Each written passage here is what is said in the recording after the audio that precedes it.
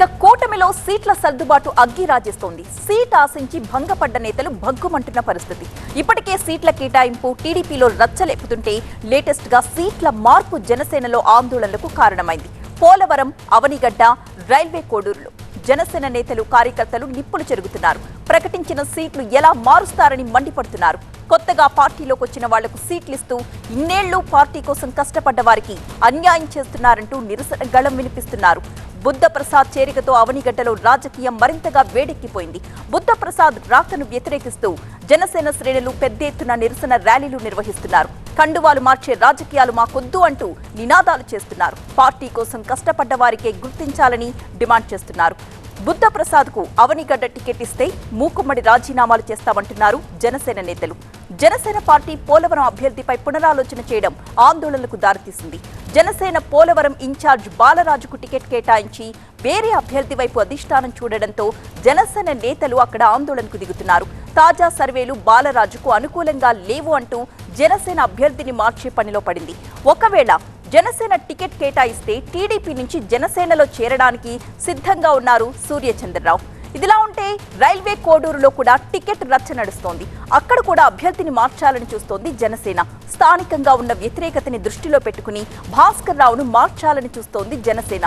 ప్రస్తుత ఇండిపెండెంట్ సర్పంచ్ శ్రీధర్ పేరును పరిశీలిస్తున్నారు. ఈ తాజా పరిణామాలన్నింటికి సంబంధించి మరిన్ని డీటెయిల్స్ మా ప్రతినిధి క్రాంతి అందిస్తారు. క్రాంతి.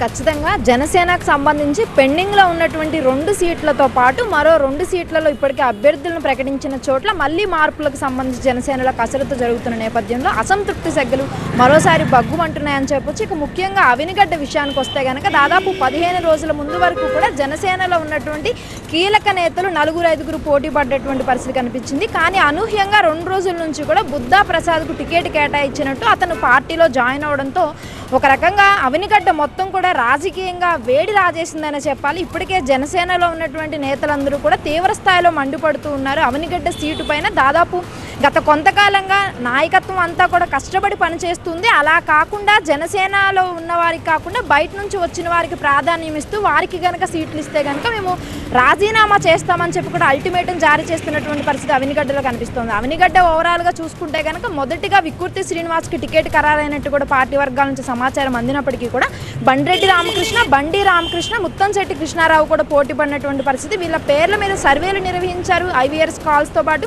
ఫిజికల్ సర్వే కూడా జనసేన నిర్వహించింది. అలాగే ఒకనొక టైంలో వంగవీటి రాధాని కూడా అక్కడికి తీసుకొచ్చేటటువంటి ప్రయత్నం కూడా చేసింది. ఆయన ఆసక్తి చూపించకపోవడంతో జనసేనలో ఉన్నటువంటి వారిని అక్కడ అభ్యర్థిగా ఎంపిక చేసేందుకు అక్కడ కసరత్తు చేసింది. కానీ టీడీపీ నుంచి పోటీ ఉండడం, ఇక్కడ ఎవరైతే 4 పోటీ పడుతున్నారో జనసేనకు సంబంధించినటువంటి నేతలు వాళ్ళకి సపోర్ట్ లేకపోవడం, ఆర్థికపరమైనటువంటి అంశాలతో పాటు వాళ్ళని ఎంపిక చేస్తే గెలుపు అవకాశాలు తక్కువ అని కూడా జనసేన భావిస్తూ వచ్చిన నేపథ్యంలోనే టీడీపీ నుంచి జనసేనలోకి జాయిన్ అయినటువంటి బుద్ధప్రసాద్కు టికెట్ కన్ఫర్మ్ చేసినట్టు కూడా అంతర్గతంగా సమాచారం అందుతున్న నేపథ్యంలోనే అక్కడ ఉన్నటువంటి నేతలందరూ కూడా ఖచ్చితంగా అతనికి టికెట్ ఎలా ఇస్తారు. గతంలో జనసేన పైన తీవ్ర స్థాయిలో బుద్ధప్రసాద్ వ్యాఖ్యలు చేశారు. కేవలం 6% ఓట్లు మాత్రమే ఉన్న వ్యక్తి నేను రాను అని చెప్పి కూడా గతంలో జనసేన పిల్ల రాజకీయాలు ఉన్నటువంటి ఒక పార్టీ అని చెప్పి కూడా కామెంట్ చేశారు. ఇప్పుడు ఏ కారణంతో పార్టీలు మారారు, కండువా మారడానికి కారణం చెప్పే జనసేనలోకి రావాలని చెప్పి కూడా తీవ్ర స్థాయిలో అక్కడ నుంచి వ్యతిరేకత వస్తుంది. ఖచ్చితంగా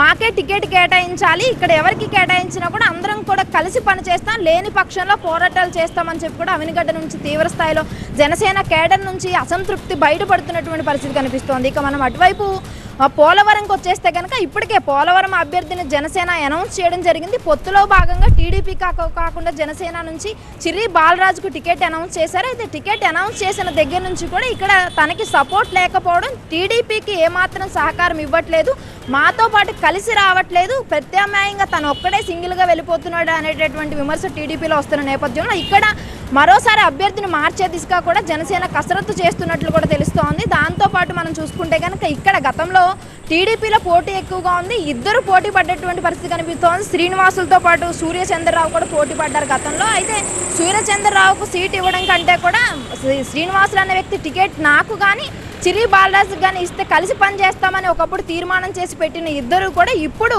అతనే తిరిగి చిరి బాలరాజు సహకరించట్లేదు, ఖచ్చితంగా టీడీపీకి టికెట్ కేటాయించాలని చెప్పి పట్టుబడుతున్నటువంటి పరిస్థితి కనిపిస్తోంది. చంద్రబాబు నాయుడు కలిసి అడిగేటటువంటి ప్రయత్నం కూడా చేస్తున్న నేపథ్యంలో ఇక్కడ కూడా మార్పు కసరత్తు జరుగుతుంది. దాంతోపాటు మనం చూసుకుంటే కనుక రైల్వే కోడూరులో ఇప్పటికే అభ్యర్థిని అనౌన్స్ చేసేశారు. అక్కడ కూడా మరోసారి అభ్యర్థి మార్పుకు జనసేనలో కసరత్తు జరుగుతుంది. అక్కడ ఇప్పటికే భాస్కర్ రావుకు టికెట్ కేటాయించిన నేపథ్యంలో అతనికి కూడా జనసేన నుంచి టీడీపీ నుంచి సహకారం లేదు. అతను ప్రచారంకి వెళ్ళిన మొదటి రోజే దాదాపు 4-5 మండలాల్లో తీవ్ర స్థాయిలో వ్యతిరేకత వచ్చింది. జనసేన నేతలు సహకరించట్లేదు, టీడీపీ కూడా కలిసి వస్తున్నటువంటి పరిస్థితి రాని నేపథ్యంలో అక్కడ ఉన్నటువంటి ఇండిపెండెంట్ సర్పంచ్ శ్రీధర్ని ఇప్పటికే జనసేన పార్టీలోకి పిఠాపురంలో పవన్ కళ్యాణ్ పార్టీ కండువా కప్పి ఆహ్వానించడం జరిగింది. అతనికి ఇండైరెక్ట్ గా పార్టీ పనులు నువ్వు కొనసాగించు, టికెట్ నీకే వస్తుందని చెప్పి హామీ ఇచ్చినట్టు కూడా పార్టీ వర్గాల నుంచి సమాచారం అందుతున్న నేపథ్యంలో ఇక్కడ కూడా మార్పుకి కసరత్తు జరుగుతున్నట్టుగా తెలుస్తుంది. ఓవరాల్ గా ఈ 3 సీట్లలో అసంతృప్తి తీవ్ర స్థాయిలో మండిపడుతుంది. మరోపక్క పాలకొండలో చూసుకుంటే కనుక ఇప్పటి వరకు కూడా అభ్యర్థిని అనౌన్స్ చేయలేదు. అక్కడ కూడా భూదేవి పేరు పరిశీలించినప్పటికీ కూడా ఇప్పుడు టీడీపీ నుంచి నిమ్మక జయకృష్ణ పార్టీలో జాయిన్ అయ్యారు కాబట్టి